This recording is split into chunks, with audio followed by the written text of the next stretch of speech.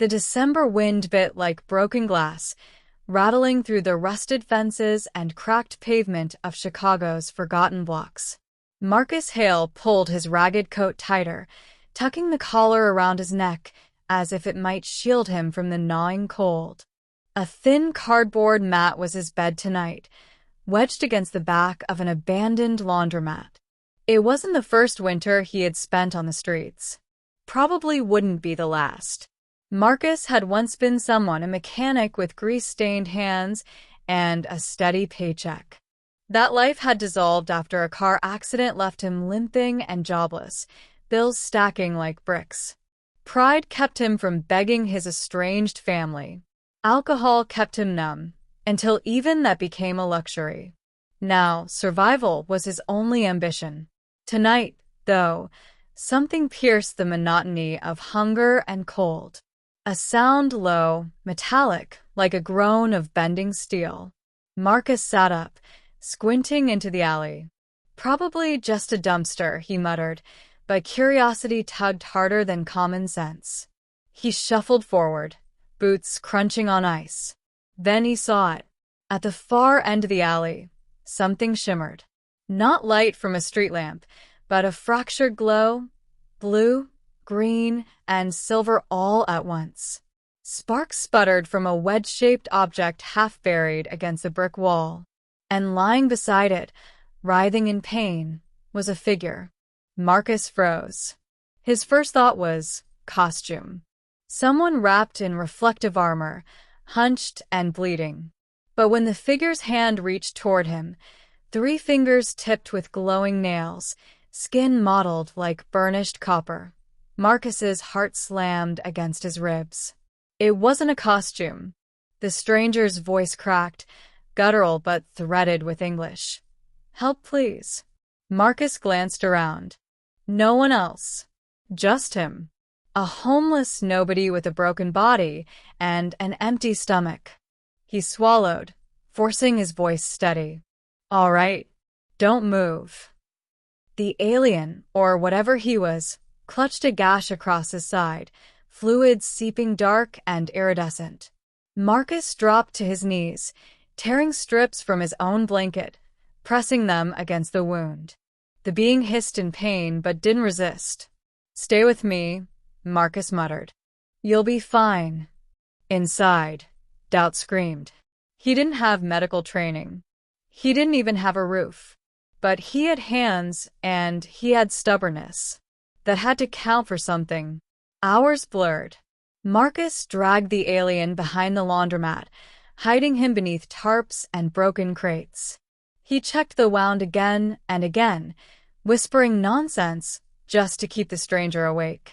At dawn, the alien stirred, eyes like twin shards of amethyst opening fully for the first time. "You saved me," he rasped. Marcus huffed a laugh.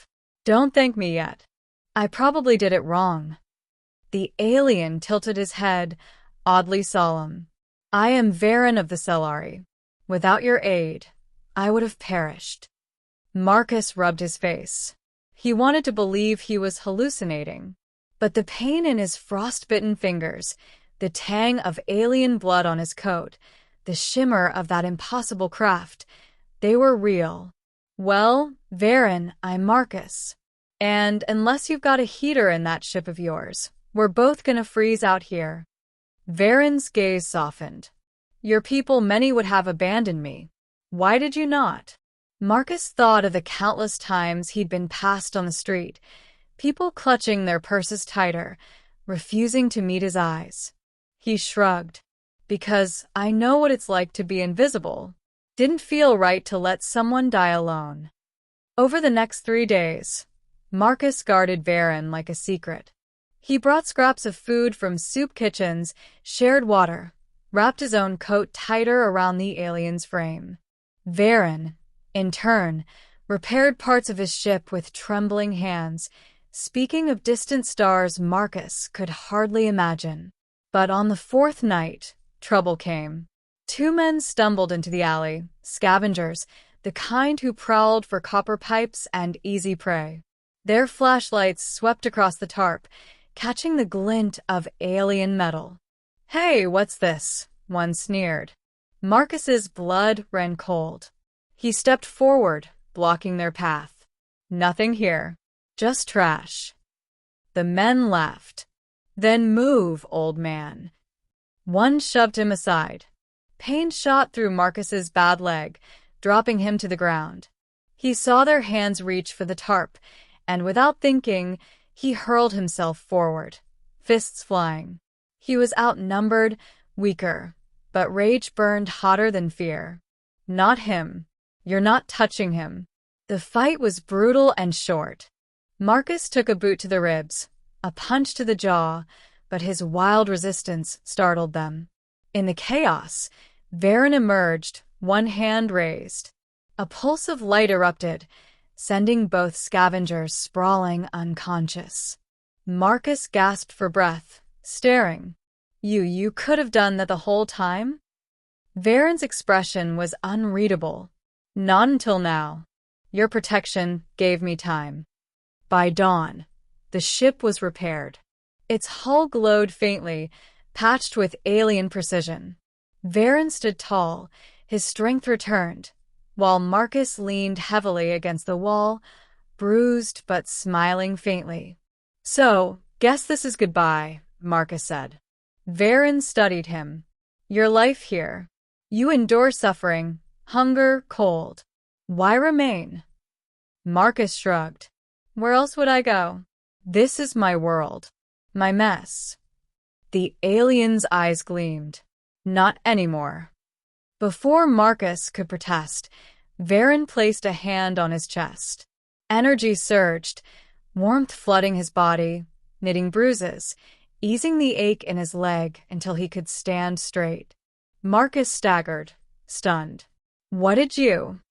"A gift," Varen said simply, "for one who showed mercy where none was due."